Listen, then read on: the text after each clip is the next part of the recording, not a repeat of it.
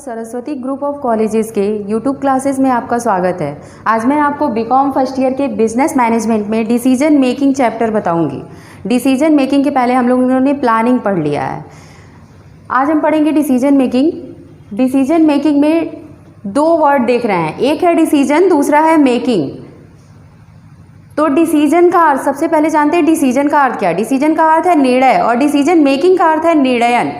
तो निर्णय क्या होता है? निर्णय इन द सेंस कि अंतिम निष्कर्ष तक पहुंचना, कि अंतिम निष्कर्ष तक हम कैसे पहुंचते हैं। किसी भी बिजनेस ऑर्गेनाइजेशन में बहुत सारे ऐसे काम होते हैं जिसको लेकर हमको जिसको लेकर प्रबंधक को निर्णय लेना पड़ता है। तो उस निर्णय में निष्कर्ष तक हम कैसे पहुंचते हैं, यही बताता है डिसीजन मेकिंग। इस तरह से हम कह सकते हैं decision making is a process but decision is a outcome of such process. देखिए, इसको अलग अलग प्रबंधकों ने अलग अलग तरह से डिफाइन किया था डिसीजन मेकिंग। जैसा कि इसके पहले आप लोगों ने पढ़ा है प्लानिंग। तो प्लानिंग जैसे कॉन्टिन्यूअस प्रोसेस है, इसी तरह डिसीजन मेकिंग भी कॉन्टिन्यूअस प्रोसेस है। एक बिजनेस ऑर्गेनाइजेशन में निरंतर चलते रहने वाली एक प्रक्रिया है डिसीजन मेकिंग, निर्णयन। एलन ने इसको डिफाइन किया था कि decision making is a work which a manager perform to arrive at conclusion and decision.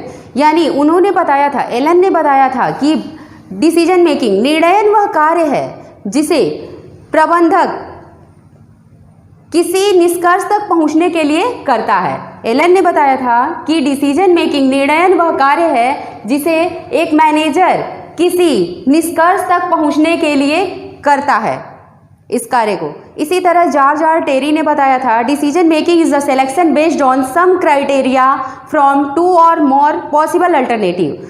मतलब दो या दो से अधिक विकल्पों में किसी निश्चित मानदंड के आधार पर चयन करना ही निर्णयन है।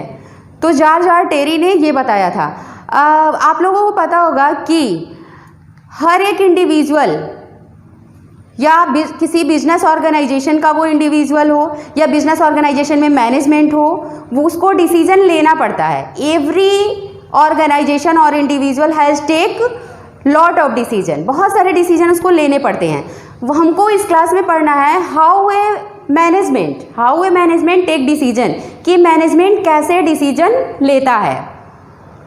तो देखते हैं कि मैनेजमेंट कैसे डिसीजन लेता है, डिसीजन मेकिंग कैसे करता है, कैसे निर्णय तक पहुंचता है, उसको हम इस क्लास में पढ़ेंगे। उसके पहले हम जानते हैं नेचर ऑफ डिसीजन मेकिंग के बारे में। नेचर ऑफ डिसीजन मेकिंग क्या है, निर्णय की प्रकृति क्या है। निर्णय की प्रकृति में पहला हम पढ़ेंगे एन इंटेलेक्चुअल एक्टिविटी।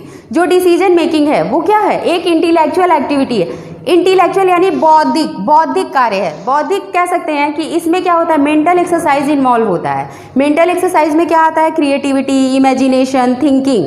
तो एक मैनेजर के पास क्रिएटिविटी, इमेजिनेशंस और थिंकिंग की क्वालिटी होनी चाहिए। अगर ये नहीं है तो वो मैनेजर एक गुड डिसीजन या बेटर डिसीजन नहीं ले सकता।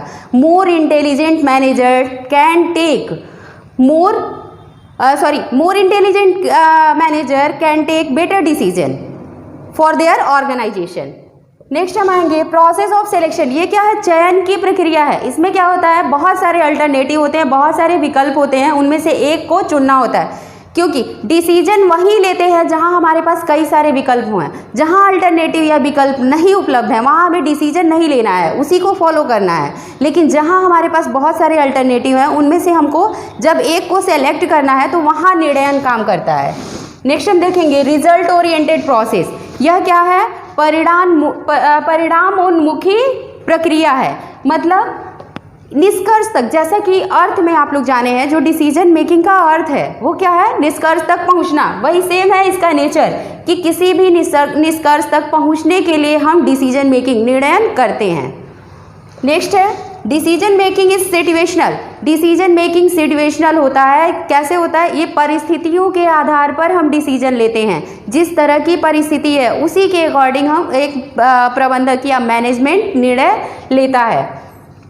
नेक्स्ट है इवैल्यूएशन ऑफ अल्टरनेटिव। इसमें क्या करते हैं, बहुत सारे विकल्पों की जांच करते हैं। जैसा कि मैं प्रोसेस में आपको बताऊंगी कि कैसे हम इवैल्यूएट करते हैं अल्टरनेटिव्स को। इतने बहुत सारे विकल्प जहां हैं उनमें से बेस्ट को हम कैसे चुनते हैं। नेक्स्ट हम देखेंगे इट मे बी पॉजिटिव और निगेटिव। डिसीजन लेते समय हम कह नहीं सकते कि वो पॉजिटिव, उसके पहले हम नहीं कह सकते वो पॉजिटिव है या निगेटिव। वो पॉजिटिव भी हो सकता है, निगेटिव भी हो सकता है। जो निर्णय है वो सकारात्मक भी हो सकता है और नकारात्मक भी हो सकता है। तो ये है हमारे nature of decision making. Nature of decision making को लेकर एक और इसमें पॉइंट बढ़ा लेंगे कि डिसीजन मेकिंग इज रैशनल। ये क्या होता है, इसमें कोई भेदभाव नहीं होता है। डिसीजन लेने में, निर्णय में, कोई बिजनेस ऑर्गेनाइजेशन में निर्णय लेते समय कोई भेदभाव नहीं होने चाहिए। फॉर एग्जाम्पल कि अगर एक पोस्ट खाली है, कि अगर आप बीकॉम के स्टूडेंट हैं, बीकॉम के एक टीचर कम है, तो बीकॉम के एक टीचर का सिलेक्शन करना है उस एजुकेशनल ऑर्गेनाइजेशन को बीकॉम का एक टीचर सेलेक्ट करना है। तो अगर वहाँ के जो मैनेजर हैं या जो वहाँ के प्रिंसिपल हैं, उस ऑर्गेनाइजेशन के जो प्रिंसिपल हैं, उन प्रिंसिपल का एक रिलेटिव है जो बीकॉम में पढ़ा सकता है बट वो बहुत ज़्यादा इंटेलिजेंट नहीं है, लेकिन एक अदर पर्सन है जो बहुत ज़्यादा इंटेलिजेंट है लेकिन उसका उस ऑर्गेनाइजेशन से कोई लिंक नहीं है, तो वो क्या करे, दोनों इंटरव्यू के लिए आए लेकिन प्रिंसिपल ने क्या किया कि अपने फ्रेंड को चुन लिया या अपने रिलेटिव को चुन लिया। तो यहाँ वो रैशनल नहीं होगा, वो मतलब क्या होगा, भेदभाव से वो चुनाव कर रहे हैं उसका। तो एक बिजनेस ऑर्गेनाइजेशन में भेदभाव को देखकर चुनाव नहीं करना है, वो रैशनल होना चाहिए, मतलब भेदभाव उसमें नहीं होना चाहिए और हमेशा उनको उस इंटेलिजेंट पर्सन को चुनना चाहिए, ना कि अपने फ्रेंड को। तो ये रहा हमारा नेचर ऑफ डिसीजन मेकिंग। अब आते हैं एलिमेंट और फैक्टर ऑफ डिसीजन मेकिंग। जो डिसीजन मेकिंग के एलिमेंट हैं, तत्व हैं, मेन तत्व हैं, ये देखिए। पहला है कंडीशनल एलिमेंट, मतलब पारिस्थितिक तत्व। हमको हमेशा निर्णय इन तत्वों कोई भी निर्णय लेते समय हमको इन तत्वों को ध्यान में रखना ही होगा, इन तत्वों को ध्यान में रखकर ही निर्णय लेना होगा। कंडीशनल एलिमेंट में क्या आएंगे, कंडीशनल एलिमेंट में पारिस्थितिक तत्व में परिस्थिति के अकॉर्डिंग हमें निर्णय लेना होगा कि जिस तरह की परिस्थिति है उस तरह का निर्णय होना चाहिए। सोशल एलिमेंट, जैसे जो निर्णय लेते हैं वो समाज के लिए लेते हैं, जो भी हम निर्णय लेते हैं वो समाज के लिए लेते हैं, इसलिए उसमें सामाजिक तत्वों का इन्वॉल्व होना बहुत ही जरूरी है। नेक्स्ट है मोरल एलिमेंट, नैतिक तत्व। नैतिक तत्व, जब तक आपके डिसीजन में नैतिकता नहीं है तो वह ना तो सामाजिक रूप से सही होगा, ना तो वो कंडीशन परिस्थिति के रूप में सही होगा, तो उसको समाज भी एक्सेप्ट नहीं कर। अगर उसमें मोरल एलिमेंट इन्वॉल्व नहीं है, जो भी आप निर्णय ले रहे हैं उसमें नैतिक तत्व इन्वॉल्व नहीं है, तो वो ना तो सामाजिक रूप से सही है ना तो आर्थिक रूप से सही है, तो उसको कभी भी समाज एक्सेप्ट नहीं करेगा उस निर्णय को। नेक्स्ट है लीगल एलिमेंट। लीगल एलिमेंट होना क्यों जरूरी है निर्णय में, जब तक लीगल नहीं है तब तक, अगर आप कोई निर्णय ले रहे हैं अपने एम्प्लॉय के लिए, कोई काम करवाना है अपने एम्प्लॉय से, अगर वो लीगल नहीं है तो आपका एम्प्लॉय उसको मना भी कर सकता है, चुनौती भी दे सकता है आपको कि वो नहीं करेगा, मना कर सकता है, या चुनौती दे सकता है कि इसके प्रति वो एक्शन लेगा। तो उसमें उस निर्णय में लीगल तत्व इन्वॉल्व होने चाहिए। नेक्स्ट है ऑब्जेक्टिव एलिमेंट। ऑब्जेक्टिव एलिमेंट यानी उद्देश्य तत्व, जो आप निर्णय ले रहे हैं उसका उद्देश्य एकदम क्लियर होना चाहिए। जब तक क्लियर नहीं है तब तक वो निर्णय आपका सही है या गलत ये पता नहीं चल सकता। नेक्स्ट है टाइम एलिमेंट, समय तत्व। हमेशा समय को ध्यान में रख के निर्णय लेना चाहिए। किसी भी प्रबंधक को हमेशा पारिस्थितिक तत्व जो है उसको देखते हुए समय का मूल्यांकन करने के बाद ही कोई निर्णय लेना होगा। एलिमेंट ऑफ अथॉरिटी, हमेशा निर्णय लेने वाले व्यक्ति के पास अधिकार होना चाहिए। जब तक अगर उसके पास अधिकार नहीं है तो उसके निर्णय को कोई भी संस्था में कोई भी एम्प्लॉय एक्सेप्ट नहीं करेगा। नेक्स्ट है साइकोलॉजिकल तत्व एलिमेंट, जो साइकोलॉजिकल एलिमेंट है, यानी किसी भी एम्प्लॉय के, उस संस्था के किसी भी एम्प्लॉय के पद, गौरव, उसकी प्रतिष्ठा, उसकी आर्थिक सुरक्षा, जो इन सबको ध्यान में रखकर निर्णय लेना होगा। नेक्स्ट है पार्टिसिपेटिंग एलिमेंट, जो भी निर्णय प्रबंधन द्वारा लिया जा रहा है उसमें कर्मचारियों की भागीदारी बहुत ही मायने रखती है। कि फॉर एग्जांपल अगर आप कोई भी निर्णय एक एजुकेशनल ऑर्गेनाइजेशन में अगर प्राचार्य को कोई निर्णय लेना है या कोई प्रिंसिपल को कोई भी निर्णय लेना है तो उसमें अपने एम्प्लॉय जो टीचर्स हैं उनसे ज़रूर सजेशन लेकर वो निर्णय लेना होगा। देखिए पहला है marginal theory of decision making. Marginal theory of decision making, इसमें क्या है देखिए, इसमें इसको जानने से पहले थोड़ा सा हम प्रिंसिपल्स के बारे में जानते हैं, सिद्धांत के बारे में, कि सिद्धांत क्या होते हैं। सिद्धांत यानी कोई भी कार्य करने के लिए, किसी भी कार्य को करने के लिए कुछ न कुछ आधारभूत सिद्धांत होते हैं जिनको अगर हम फॉलो करें तो वो कार्य बहुत ही आसानी से और अच्छे तरीके से संपन्न हो सकता है। तो इसलिए हम प्रिंसिपल पढ़ते हैं कि प्रिंसिपल क्या है इसके, उसके प्रिंसिपल के बारे में जानना इसीलिए ज़रूरी होता है कि उस कार्य को आसानी से और अच्छे तरीके से किया जा सके। तो इसीलिए हम पढ़ेंगे marginal theory of decision making. जो मार्जिनल थियरी होती है उसमें क्या होता है, एक मैनेजर को हमेशा क्या चाहिए होता है कि उसकी प्रोडक्टिविटी इंक्रीज हो, कॉस्ट में जो उसका कॉस्ट है वो रिड्यूस हो, कॉस्ट में कमी आए, ठीक है, जिससे वो प्रॉफिट ज़्यादा पा सके। वो यही चाहेगा कि ऑप्टिमल यूटिलाइजेशन करे किसी भी रिसोर्सेज का, कोई भी संसाधन है उसका, तो उसका अच्छे तरीके से उपयोग करे। तो इसलिए हम क्या क्या पढ़ते हैं इस मार्जिनल थियरी के ऑफ डिसीजन मेकिंग के अंदर हमको ये डिसाइड करना होगा कि किसी भी प्रोडक्ट का कॉस्ट क्या है।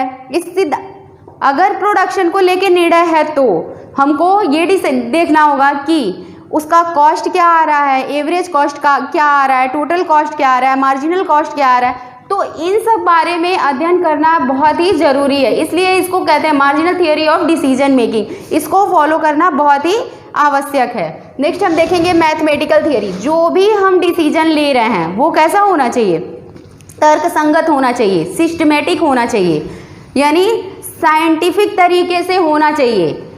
तो इसमें जैसे प्रोबेबिलिटी थियरी का अध्ययन करते हैं, इसके अंतर्गत गेम थियरी का अध्ययन करते हैं, तो ये सब फॉलो करने चाहिए डिसीजन मेकिंग में। नेक्स्ट है साइकोलॉजिकल थियरी, मनोवैज्ञानिक थियरी। जैसे निर्णय लेने के लिए उसे वहाँ के एम्प्लॉय के पद, गौरव, प्रतिष्ठा, उनके आर्थिक संतुष्टि, उनके जॉब सेटिस्फैक्शन यानी उनके जॉब सुरक्षा को लेकर भी ये उसमें निर्णय में इन्वॉल्व होना चाहिए। अगर किसी भी एम्प्लॉय के पद को, प्रतिष्ठा को अगर ठेस पहुंचती है उस निर्णय से, तो वो कार्य करना बंद कर देगा या कार्य अच्छे ढंग से नहीं करेगा, जिससे बिजनेस का ग्रोथ रुक जाएगा। और किसी भी बिजनेस में निर्णय इसीलिए लिया जाता है कि मैनेजमेंट निर्णय इसीलिए लेता है कि वो क्या करे, प्रोडक्शन को, अगर प्रोडक्शन इंडस्ट्रीज है तो प्रोडक्शन को बढ़ा सके, अपने एम्प्लॉय को संतुष्ट कर सके। तो तब तक एम्प्लॉय संतुष्ट नहीं होंगे जब तक उनके मनोवैज्ञानिक भावनाओं को नहीं इन्वॉल्व किया जाएगा निर्णयन में। नेक्स्ट है प्रिंसिपल ऑफ अल्टरनेटिव। ये प्रिंसिपल ऑफ अल्टरनेटिव यानी किसी भी निर्णय पर पहुंचने के लिए कई सारे विकल्पों का अध्ययन बहुत ही जरूरी है।